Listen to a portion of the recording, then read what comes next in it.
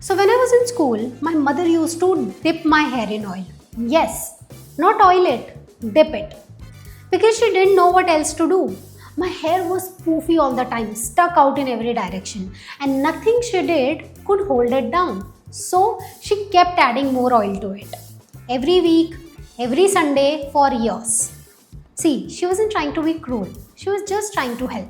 She had never seen hair like mine. She didn't know my hair wasn't broken. She thought it needed to be fixed. Here is what nobody told my mother. 80% of Indian women have hair just like mine. Wavy, curly, textured.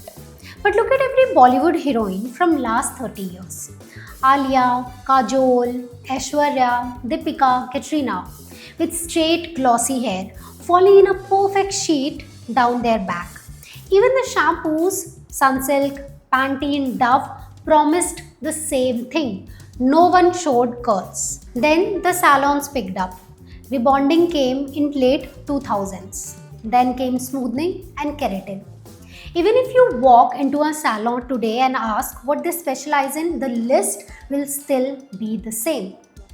In a country where most of the women have hair just like mine, the entire beauty industry was built around making it disappear. Quietly, in the last 5 years, a few founders started building the opposite. Two of them sat down with us. Rutvika Charegaonkar is a chartered accountant from Mumbai. Her curly hair, in her own words, was the biggest bane of her existence. People used to call her hair a bird's nest. Her grandmother told her, "Your hair pricks me," when she used to rest her head on her lap. So she started chemically straightening her hair for years until she met Isha Mahabal on Instagram, one of India's first curly hair stylists, and together they built the Curl Co. So then Isha, who is a professional curly hairdresser for the last 10 years or so, she's also been my hairstylist and my friend since we were children. So then we were speaking about it, that how there's a gap for some good professional hairstyling products in the Indian market, and maybe we can work on it and see where it takes us. So that is when the seed of Curlco was planted in 2022-23, somewhere around then. Tanya Eldred Bhat built Exo Curls out of Bangalore. Started as a solo founder, spent 10 years in marketing and advertising. Nobody in her extended family had curls, so she started chemically straightening her hair and did that for 7 straight years until she realized that it was just damaging her hair. So she started looking for options in India to actually protect her curls, but she found nothing. Here is what makes this a real market. For decades, an entire industry made money off making Indian women hate their hair.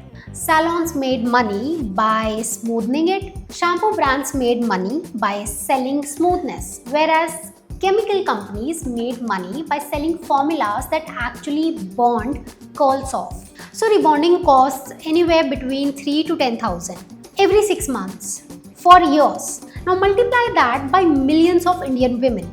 That's a category worth thousands of crores, spent entirely on making one kind of hair look like another. So what does it take to start a curl brand in India? Rutvika told us the honest floor. You need at least 20 to 25 lakhs to launch and another 25 lakhs sitting in your bank account because you are not going to see any revenue in the first 6 months. Tanya bootstrapped hers with 40 lakhs of her own savings. So I would say if you don't have at least, in today's times, about 20 lakhs on hand, just to get started, not even counting your marketing budget, have 20 lakhs, expect a significant amount of it to go into your creating what your brand is going to look like, what your formulations are going to be, how much you're going to spend on manufacturing. Yeah, I think these are the broad heads that I would keep in mind when trying to start a brand. What I learned from both of them was, in the first year, your money isn't going where you think it's going. The founders who fail in this category aren't the ones without capital. They are the ones who spend it on the wrong things first. A curl product made in New York doesn't work in Mumbai. Different curl density, different water, different humidity, which means every founder building in this space had to start from scratch. For Rutvika, that meant something specific. Every Curl product is tested on real curly haired women in Isha's salon before it gets launched. 6 months of testing before anything goes to market.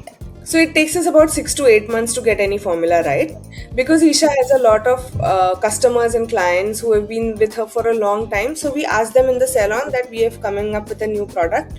Can we try it on your hair? And then we give them small bottles to try it at home, so that they can use it in their shower and come back and tell us what works in the product, what doesn't work. Sometimes it feels sticky, sometimes the smell doesn't feel nice on day 1 or on day 2. Tanya's version was harder. She refused to white label from day one. Every formula developed from scratch. She started by cold calling a lot of RD facilities to find a cosmetologist who was ready to formulate for her. When she found one, she took it to the manufacturers, where many rejected her, but then finally she found one who made first 200 units for her. Different path, same rule.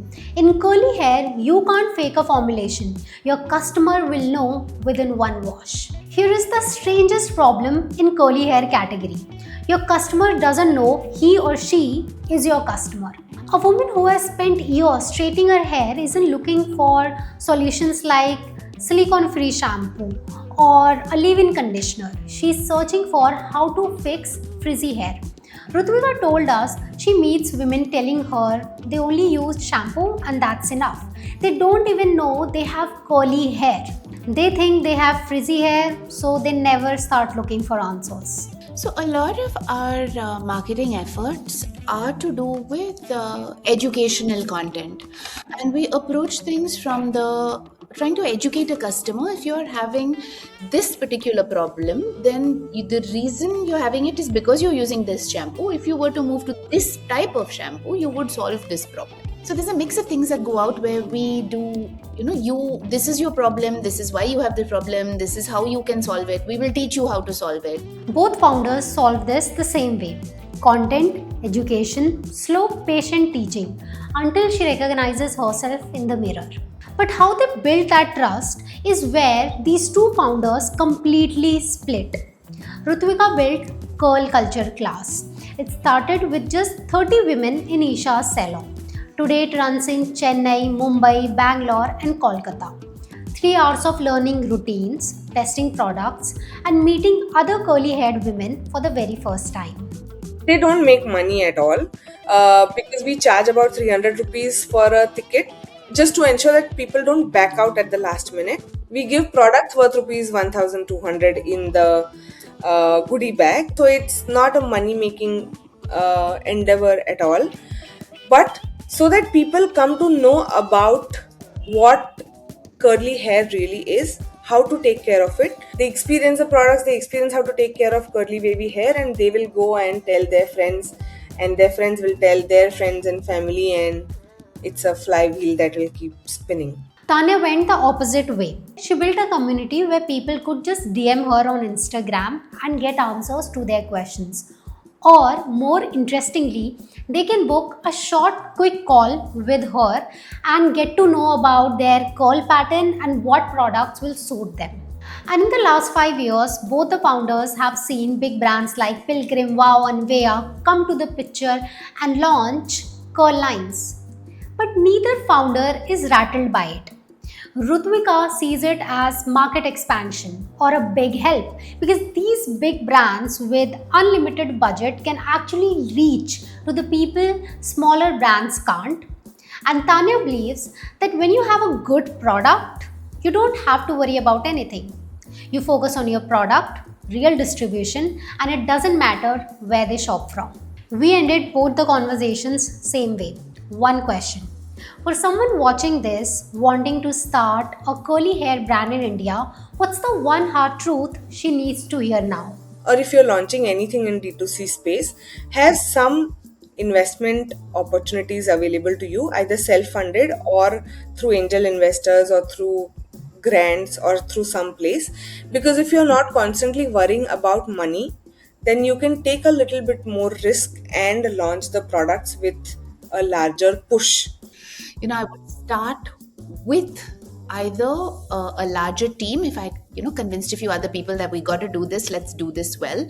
Be ready for the fact that it's a really hard journey, very satisfying. So if you've thought long and hard and you're like, okay, I'm going to do this, then all the best to you. I think about my mother sometimes and that bowl of oil, fighting something she never really understood. She was just doing what she saw generations before her do, fighting hair that was never broken. But what if she was doing this today?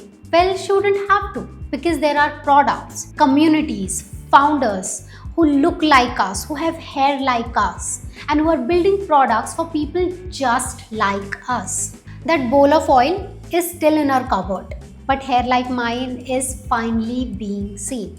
It was the industry that couldn't see us. So we'll keep making these. Different categories, different founders, but same real honest conversations. So hit subscribe and share this with someone who's thinking about building a curly hair brand in India. It might save them a lot of time. I'll see you in the next episode.